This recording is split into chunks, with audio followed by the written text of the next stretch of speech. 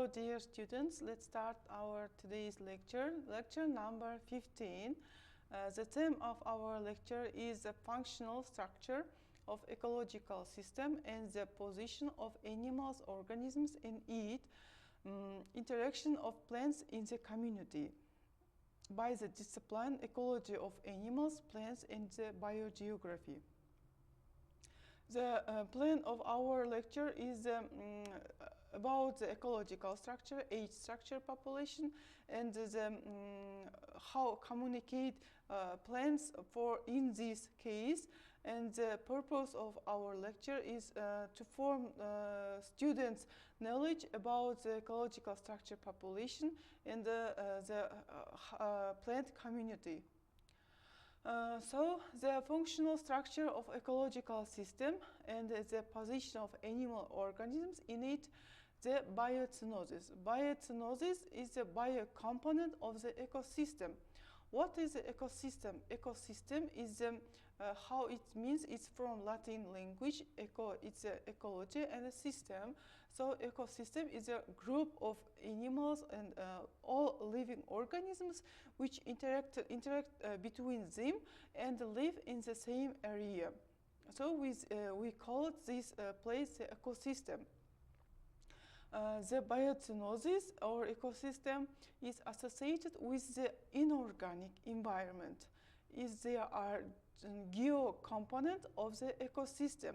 What is the geo-component? Geo-component in this picture you can see not only living organisms. We can see the rivers, air, land, and other geo-components. So all these living organisms and the geo-component is influence the inorganic environment. It is the bioценоsis. So by flows of matter and energy, living organisms receive information from an inanimate environment. In most ecosystems, there are three functional distinguished groups of living organisms. They are producers, consumers, and reducers. The role of consults in this natural ecosystem is mainly performed by animals. They accelerate and diversify the flows of matter and energy, but their presence is not mandatory. Non-regulatory system is a role consists of microsystem.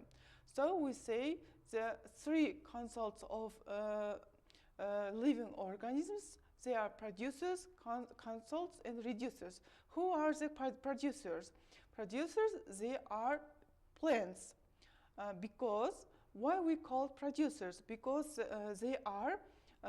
they can take their food by themselves, by the photosynthetic process. So they are called producers. Who are the consults? Consults, also we can say the consumers. Consumers, they are animals and human. They eat the other living organisms. So they are called consumers. Who are the reducers? Reducers, they are microorganisms which live in the soil or water. So we have three groups. They are producers, consumers, and reducers. Ecosystems are open systems and exchange matter and energy with other ecosystems of the Earth. The Earth's biosphere is also an open system since it reserves energy and matter on a small or for the big size from space and gives energy and matter to space. It's blown away from the surface of the atmosphere by the solar wind.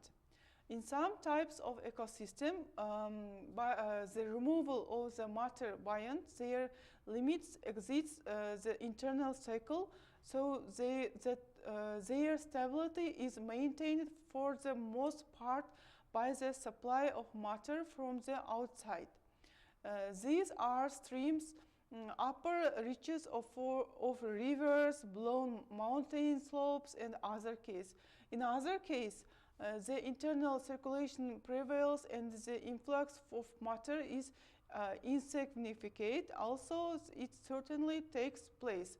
They can be forests, meadows, non-flame lakes, and other. So biocynosis is a group of animals and a group of the non-living. I say that is a living and a non-living organisms which live in the same area. So it's called biocynosis. In biocynosis live three groups of living organisms. They are producers, consumers, and reducers. So it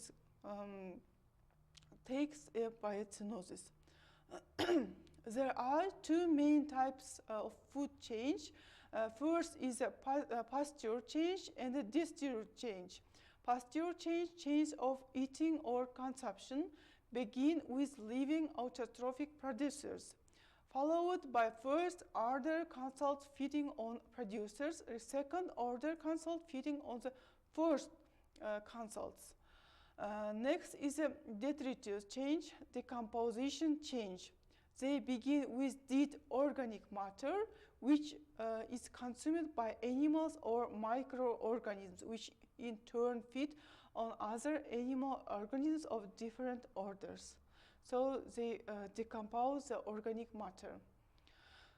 So dear students, in this lecture, in the last lecture, we started about what is the biocynosis and what components of in this biocynosis and the three types of living organisms which live in this group. So I think it's enough for today. Thank you for your attention. Goodbye.